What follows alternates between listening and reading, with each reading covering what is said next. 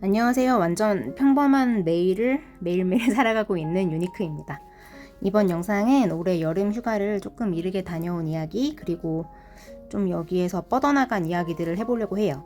이번 여름 휴가는 7월 첫날부터 한 일주일 정도 맘먹고 다녀왔어요. 8월 중순하순에 그 회사에 큰 행사가 좀 있어서 한 달 넘게 준비를 해야 되다 보니까 좀 많이 바쁠 예정이라서 7월 초가 아니면은 올 8월까지 휴가가 없다고 생각하니까 마음이 급하더라고요. 그래서 원래는 베트남 가려고 숙소랑 항공이랑 다 예약을 해놨었는데 사람 일이 참 맘대로 되는 게 없네요.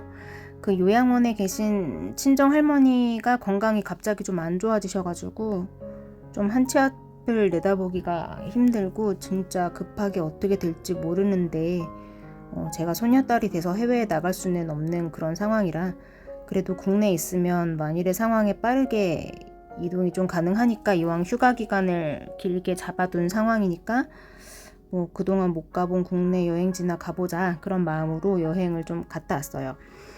애들 학기 중에는 이틀 정도 체험학습 신청하고 주말을 껴서 제주도나 가까운 일본이나 그렇게 다녀오기도 했는데 아이들이 함께 하기 힘든 좀 시험 기간이나 혹은 여행 기간이 좀 길다던가 좀 먼 곳으로 간다 이럴 경우에는 저 혼자 가는 편이에요.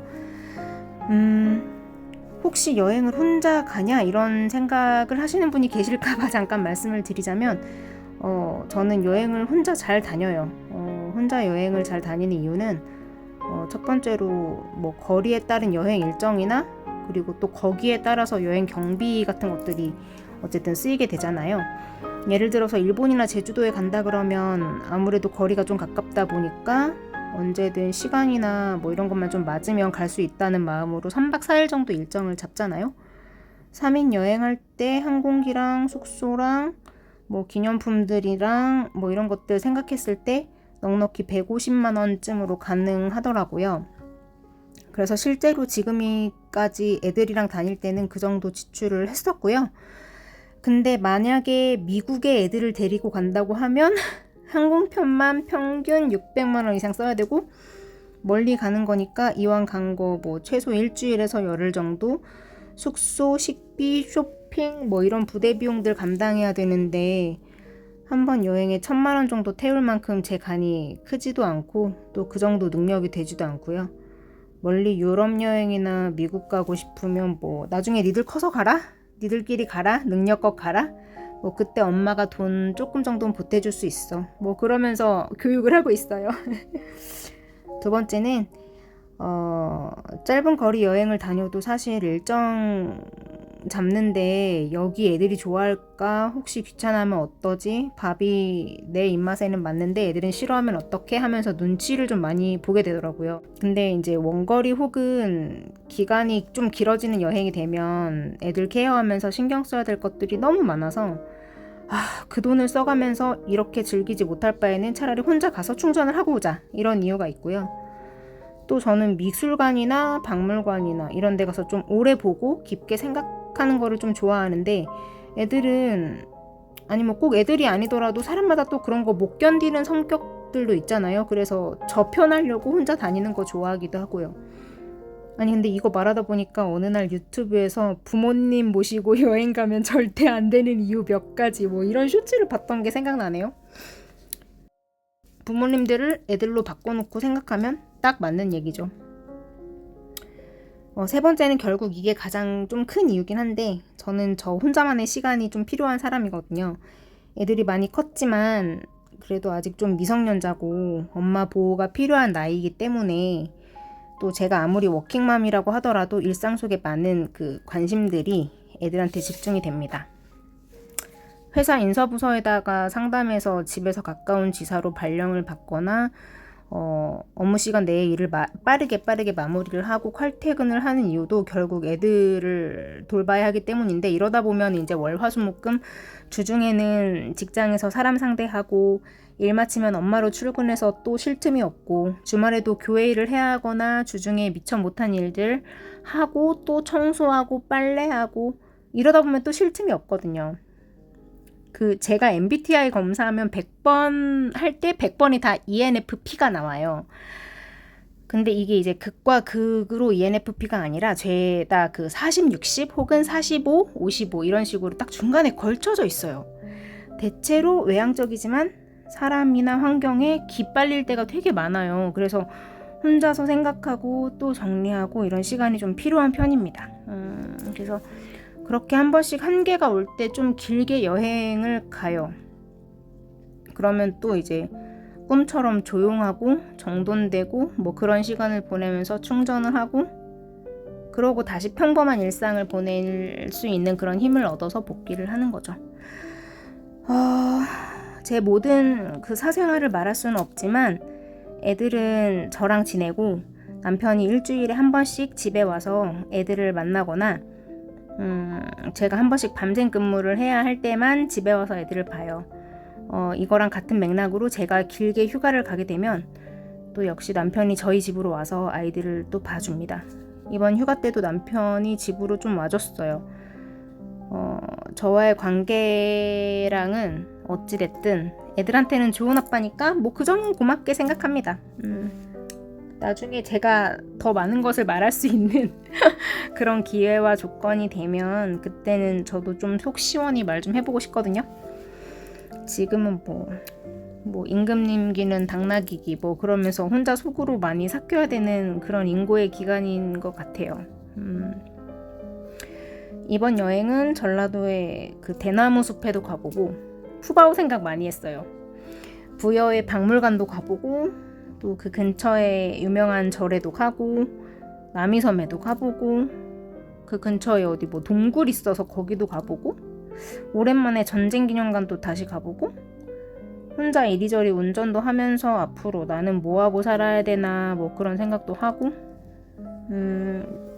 향토 음식 맛인 것도 사 먹고 호텔에서 또 왕자의 게임 이런 것도 좀 몰아보기도 하고 그랬어요. 사연 없는 사람이 어디 있겠느냐만 그 할머니가 돌아가실 때가 가까웠다고 생각하니까 오히려 이번 여행 중에는 2006년에 이제 돌아가신 엄마 생각이 엄청 많이 나더라고요. 우리 할머니가 저를 이제 넘치는 사랑으로 엄청 키워주셨지만 그건 진짜 제가 할머니 핏줄이기 때문에 사랑하신 거고 우리 엄마는 실제로 시집살이를 진짜 심하게 했어요. 제 기억으로 6살이었나 그때쯤에 여름이나 가을쯤이었던 것 같은데 할머니랑 엄마랑 셋이 앉아서 이제 엄마가 사과를 막 깎아줬거든요. 그러고 제가 할머니한테 그걸 먹다 말고 근데 할머니는 왜 그렇게 엄마를 시집살이 시키는 거야? 이렇게 물어봤던 기억이 나요. 근데 그것만 기억나고 그 후에 어떤 일이 있었는지 기억이 안 나요. 그냥 그때 그 어린 나이에 딸에게도 그냥 엄마가 많이 힘들었구나 이런 생각이 저절로 들 만큼 그랬던 것 같아요. 그 당시 이제 엄마는 흔하지도 않았던 맞벌이를 하면서 아침 해서 먹여놓고 점심 챙겨놓고 출근하고 퇴근해서는 저녁 만들어가지고 온 가족 먹이고 설거지하고 방바닥 쓸고 닦고 매일 걸레질하고 할머니네 입맛이 까다로운데 또 그 할머니 입맛에 드시도록 간식이나 특식이나 이런 거 죄다 집에서 만들어 먹고 할머니 잔소리 막 감당하고 잠잠할만 하면 이제 친척들 이슈 터져서 막 경제적으로 힘들고 우리 엄마 어떻게 살았는지 모르겠어요.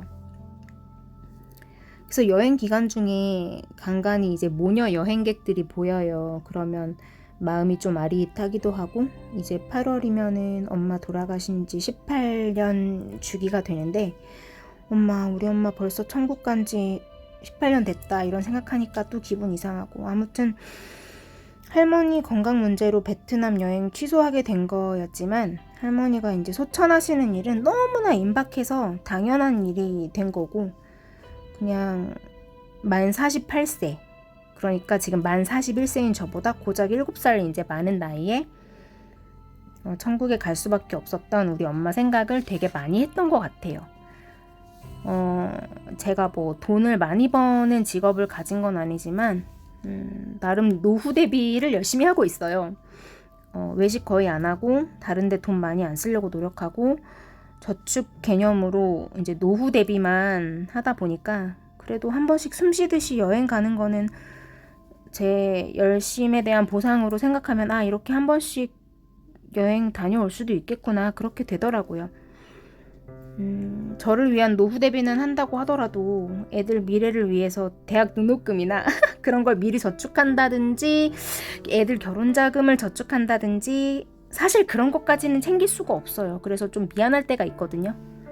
그런 생각 들 때마다 이제 변명처럼 애들한테 얘기를 해요. 얘들아, 엄마 노후야 어찌됐든 간에 엄마가 늙어도 건강하게 니네들한테 손 벌릴 일 없이 경제적으로 정서적으로 독립해서 살 테니까 너네는 너네 걱정만 하면 되고 너네만 잘 살면 되고 너네의 길을 스스로 찾아나갈 궁리를 해야 된다. 그렇게 가르치고 있거든요. 이러다 보면 이제 요즘 부모치곤 좀 너무 무책임한 엄마인가 이런 생각도 들지만 언젠가는 애들도 저한테서 독립을 해야 되고 저도 괴롭게만 살려고 태어난 게 아니잖아요. 그래서 힘들게 일해서 번 돈으로 미래도 준비하고 현생도 조금씩은 즐기면서 살고 뭐 그런 생각으로 살고 있습니다. 원래 저는 그 네이버에 블로그를 오래 했어요. 그러면서 길게 이제 육아나 삶에 대한 얘기나 책을 본 다음에 후기라든지 음악회 다녀와서 남는 그런 여운 같은 것들을 글로 길게 남기는 걸 좋아하는 사람이에요. 그래서 인스턴트식의 짧은 스토리가 이어지는 그 인스타를 안 했어요. 실제로 제가 요약을 잘 못하는 게 좀 단점이어서 인스타는 좀 안 끌렸을 수도 있어요. 근데 이제 유튜브는 보는 사람이 있든 없든 어쨌든 내 삶에 대한 기록이 될 수 있겠다 싶어서 그냥 저 재밌자고 시작한 거거든요.